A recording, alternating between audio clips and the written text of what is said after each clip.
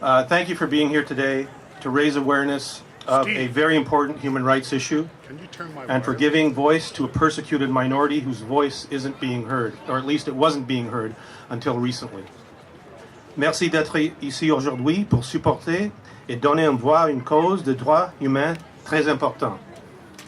Je m'appelle Farid Khan. J'ai parrainé la pétition sur le site change.org demandant au Premier ministre et le gouvernement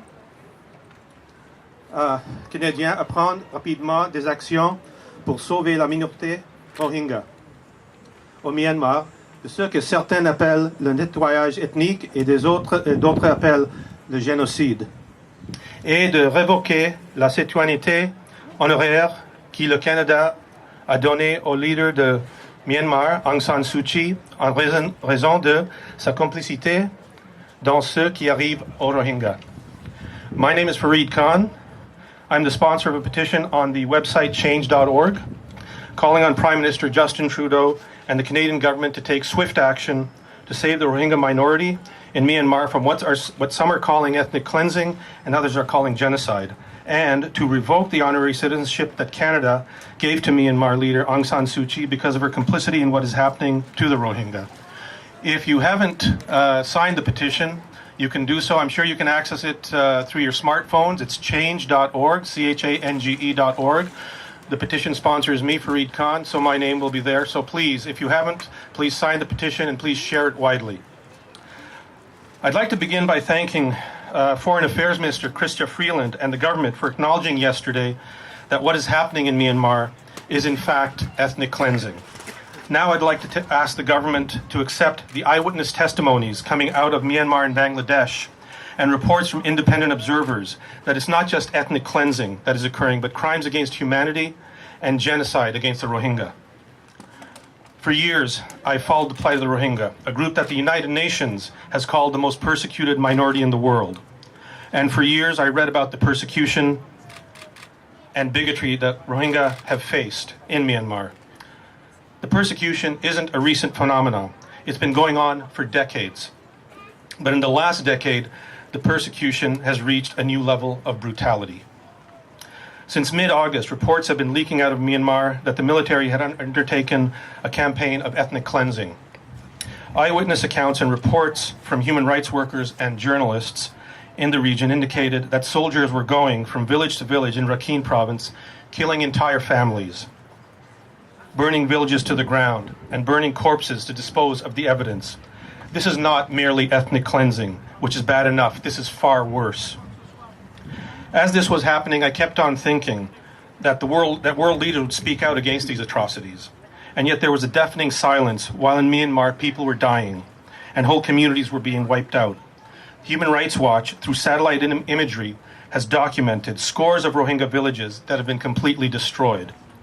When asked about this, the leadership of Myanmar came up with the unbelievable claim that the villages were set on fire by their residents, their inhabitants. Reading about these atrocities compelled me to act to get the attention of the Canadian government in some way. So I drafted a petition on the website change.org, which I posted 12 days ago. Since I posted it, over 23,000 people have signed the petition from across the country and elsewhere. Other similar petitions on other platforms have also received tens of thousands of Canadian signatures demonstrating that Canadians want our government to take forceful action and meaningful action immediately. In addition to those who have signed these petitions, prominent Canadians have also called on the government to act. In a column in the Globe and Mail last week,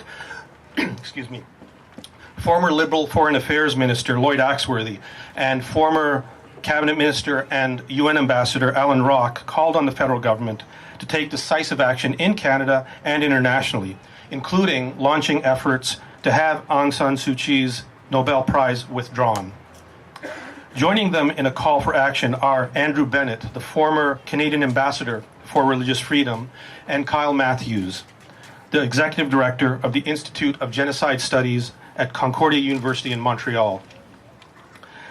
The Reverend Martin Luther King once said that the greatest sin of our time is not the destruction of the good around us by the few, but the apathy of the vast majority who sit idly by as it happens.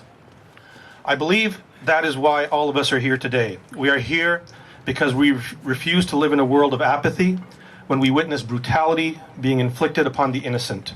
We want to be part of the solution that protects the innocent and saves lives. We want actions that are beyond words that merely express concern. Je crois que c'est pourquoi nous sommes toujours tous ici aujourd'hui. That's right. Go ahead. Je crois que c'est pourquoi nous sommes tous ici aujourd'hui. Nous sommes ici parce que nous refusons de vivre dans un monde d'apathie lorsque nous sommes témoins de la brutalité infligée aux innocents.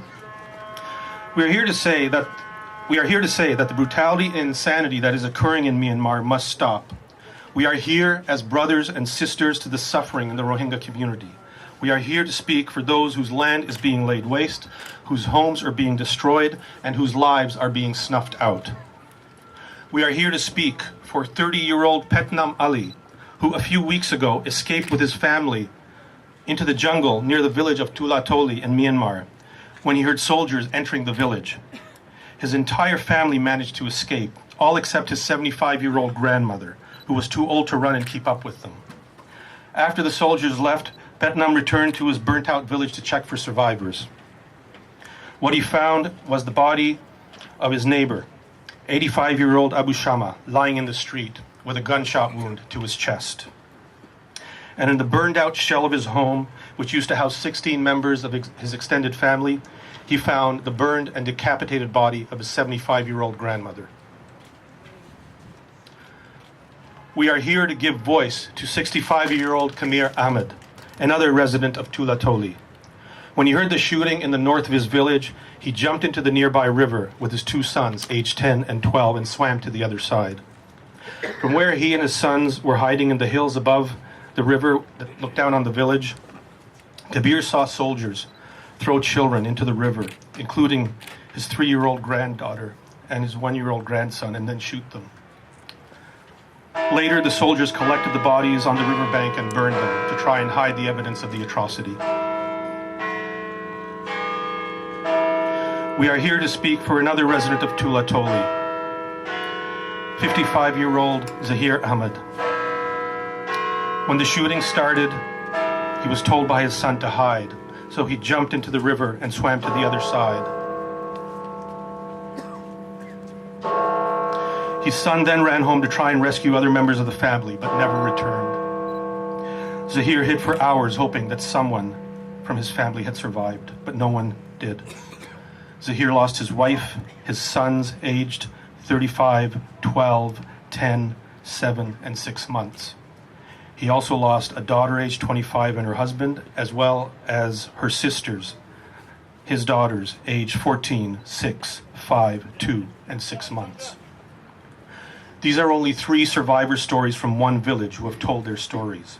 There are many more destroyed villages with thousands of similar stories.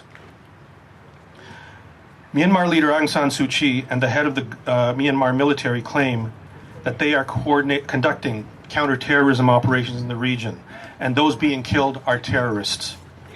These survivor stories and hundreds of other eyewitness accounts prove otherwise. We are here because as Canadians, and as human beings, we want our Prime Minister and the leaders of other nations who value human rights, democracy, and the rule of law to speak out about these atrocities and take action to protect the innocent. Nous sommes ici parce que, en tant que Canadiens et en tant qu'êtres humains, nous voulons que notre Premier ministre et les dirigeants d'autres pays qui apprécient les droits de l'homme, la démocratie, et les règles de droit pour parler de ces atrocités et prendre des mesures pour protéger les innocents. We call on them to act for the sake of the persecuted, the helpless, and the innocent Rohingya who are facing death and destruction. We call on Prime Minister Trudeau to show Canada's humanity once again, as he did with the Syrian refugees. We call on him to show humanity in the face of the brutality and inhumanity that is being rained down upon a people whose only crime is to be born a Rohingya in Myanmar. Nous appelons le Premier ministre à montrer l'humanité du Canada face à la brutalité et l'inhumanité qui est infligée à un peuple dont le seul crime doit naître un Rohingya au Myanmar. Aung San Suu Kyi has been asked repeatedly to speak out against the atrocities that are being committed by her military and nationalist groups within her country.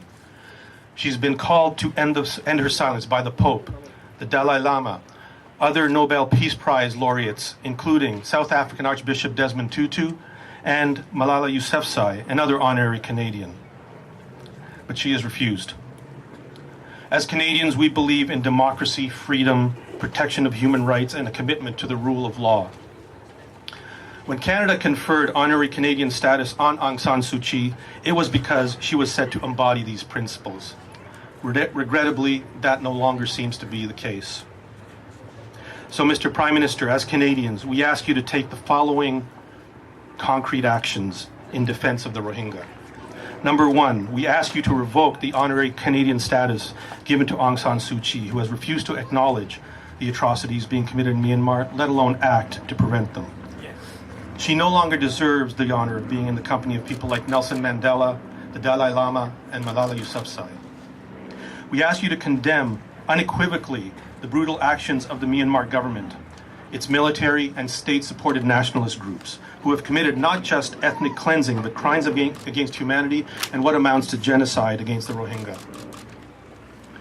We ask you to have Canada take leadership in the UN and on the international stage to impose an arms embargo on Myanmar and to work with other international partners to bring the perpetrators of the crimes committed in Myanmar to justice. We ask you to have Canada work with international agencies and our allies to create a safe haven for the Rohingya in their homeland under the UN Protocol of Responsibility to Protect, to which Canada is a signatory. And we ask that Canada work with the United Nations High Commission for Refugees and leaders of other nations to make sure that those Rohingya refugees living in refugee camps who choose to settle in other countries are able to do so without difficulty. After World War II, when we learned about what happened in the concentration camps, the world said, never again should we allow something like this to occur. Then in the 1970s, we heard about the genocide in the killing fields of Cambodia. Again, we said, never again. In the early 90s, we learned of the Rwandan genocide, and once again we said, never again. We are now witnessing what many are calling a genocide, another genocide, and the words never again have lost their meaning. Les Rohingyas méritent ce que tous les Canadiens prennent pour acquis. Vivent dans une société qui soit sûre, basée sur les idéaux démocratiques, où leurs droits de l'homme sont protégés et où les règles de droit sont primordiales. The Rohingya deserve what all Canadians take for granted: to live in a society that is safe, in a society based on democratic ideals, where their human rights are protected and where the rule of law is paramount. In his speech before Parliament last year, former President Barack Obama said, "The world needs more Canada." I think all of us here agree. The world does need more Canada, and more than ever before.